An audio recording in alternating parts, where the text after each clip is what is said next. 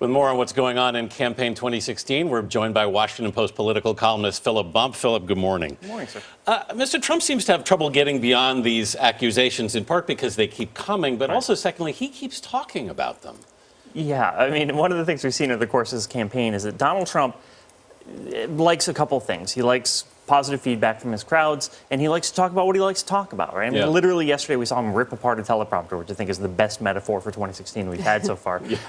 But, you know, yes, he keeps talking about it, and I just, you know that all of his campaign, the staff, are just cringing every time he brings it up, but then he brings it up and it starts a new news cycle. And the one thing we've seen is a lot of this started from him talking about the issue at the debate.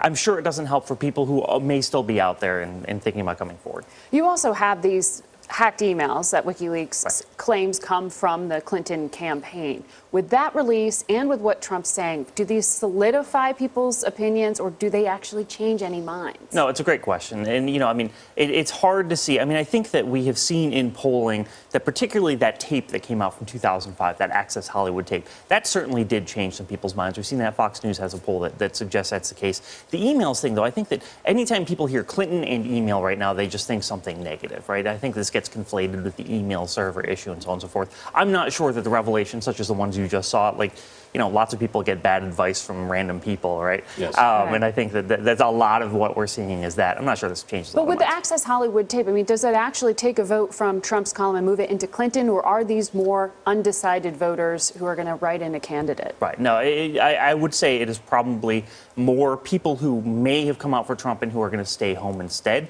You know, I mean, Trump's problem is he's got this core base of support that he keeps trying to bump upward.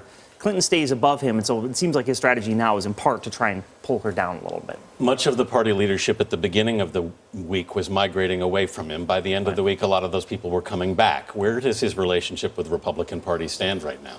Well, I mean, the Republican Party's in a really tough spot because they have someone who looks at this point as though he's going to lose, is increasingly having sort of out there rhetoric that he's using for why he's losing or why he may lose. That, you know, this is a candidate who every day there are new allegations against him of sexual assault.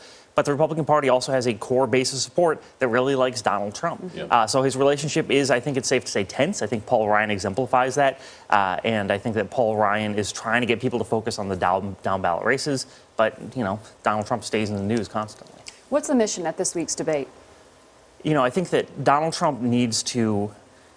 The people he needs to appeal to are particularly college-educated whites who normally vote Republican. That's who he needs to reach out to, particularly women. He needs to do something at this debate to demonstrate to them that he is someone who can be president. The main concern people have is whether or not he's qualified to be president, which is based in his temperament. He needs to reassure them. I don't think that happened at the second debate, and the poll numbers reflect that. And for Clinton?